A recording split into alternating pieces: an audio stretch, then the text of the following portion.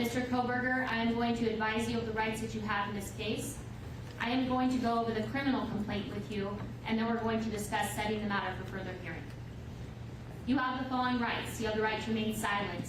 Anything you say can and will be used against you. You have the right to the presumption of innocence. That means the state bears the burden to prove that you are guilty of this offense beyond a reasonable doubt. You have the right to a preliminary hearing. A preliminary hearing is a probable cause hearing. At that hearing, the state must establish that more likely than not, these felony offenses were committed and you were the one that committed the felony offenses. You have a right to have that hearing within 14 days if you remain in custody. If you are bound over at that preliminary hearing to district court, if the court finds probable cause, you would be bound over to district court. And at that time, you can enter a plea of not guilty, and you can have a jury trial set within 6 months of your appearance in district court. At both your preliminary hearing and your jury trial, you have the right to confront and question any evidence or witnesses called against you. Call witnesses on your own behalf and compel witnesses to be present and testify at the state's expense. You have the right to be represented by a lawyer. If you cannot afford one, one could be appointed to represent you based upon your financial need. You also have the right to appeal any conviction in your case. Do you understand these rights? Yes. I am now going to go over the criminal complaint with you. Count 1 of the criminal complaint charges you with the felony offense of burglary.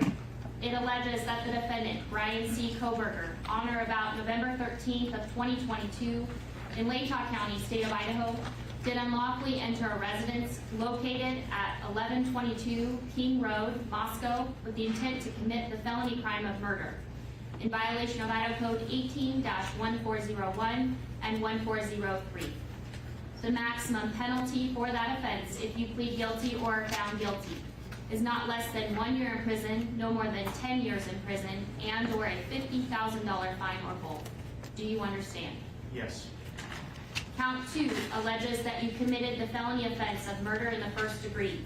It alleges that the defendant, Bryan C. Kohberger, on or about November 13th, 2022, in Latah County, state of Idaho, did willfully, unlawfully, deliberately, with premeditation, and with malice aforethought, kill and murder Madison Mogan, a human being, by stabbing Madison Mogan, from which she died, in violation of Idaho Code 18-4001, 4002, 4003, and 4004. The maximum penalty for this offense, if you were to plead guilty or be found guilty, is death or imprisonment for life. Do you understand? Yes. Count 3 alleges that you committed the felony offense of murder in the first degree.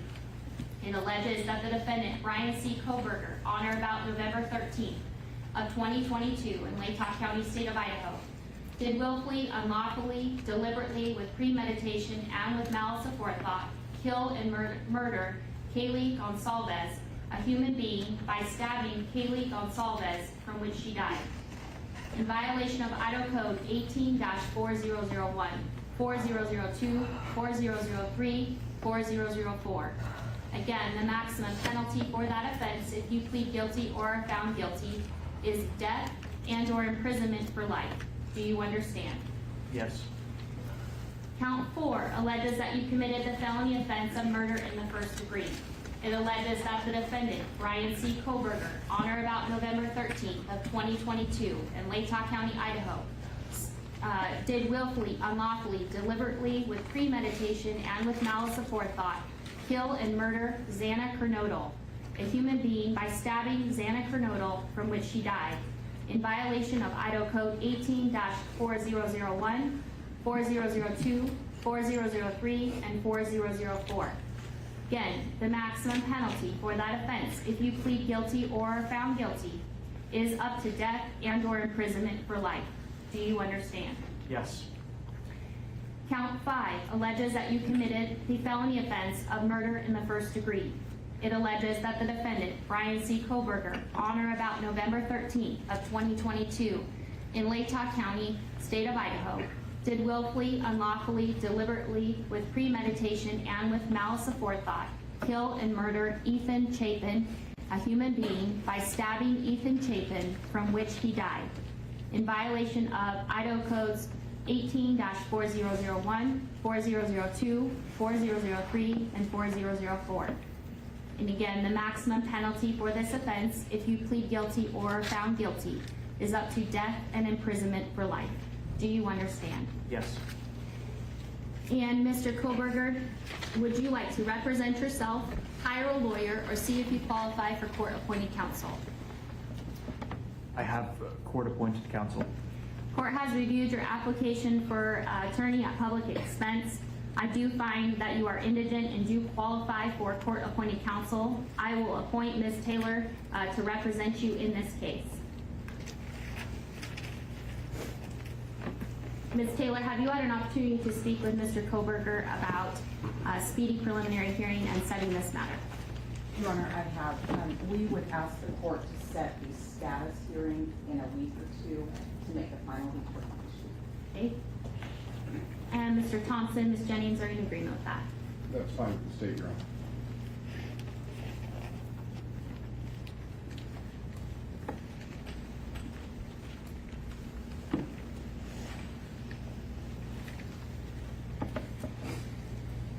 I will go ahead and set this matter for a status hearing then on the calendar on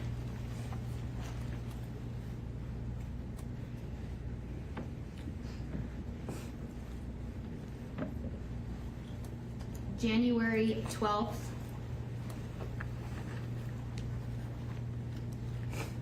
at 10 o'clock a.m.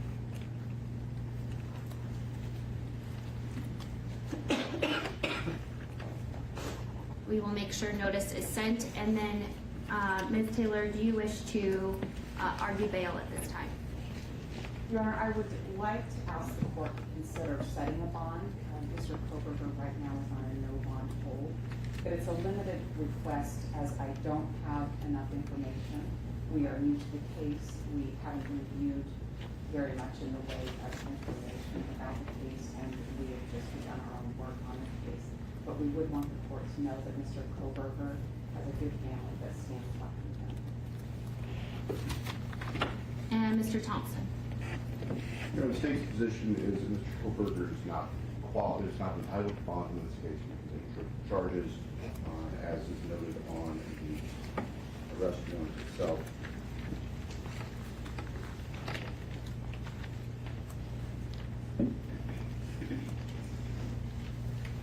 Idaho Code 19-816, 19-2903 both specify that given the potential penalties in this case, there's no right to bail. The defendant was arrested 3,000 miles away across the country, where his family is. We ask that he remain in custody. No bail. At this point in time, pursuant to Idaho Criminal Law 46B and Idaho Code 19-816 and 2903, I am going to leave the bail set of this case as no bail at this point in time until I have additional or further information at a later date and time. So with that, then Mr. Kohberger, you will be remanded in custody and remain in custody on the no bail pending further proceedings in this matter. Is there anything further in the case then for today, Mr. Thompson? Yes, Your Honor. The state is asking for no contact orders for various family members of the deceased and also for the surviving roommates. I've spoken briefly with Ms. Taylor. She indicated there's no objection. And Ms. Taylor, is that correct? That is correct, Your Honor. So I will go ahead and issue those no contact orders. So I do have a no contact order then for the named individual of Dylan Mortensen, Bethany Funk, as well as the family members and Mr. Chapin, the family members of Ms. Pernodal,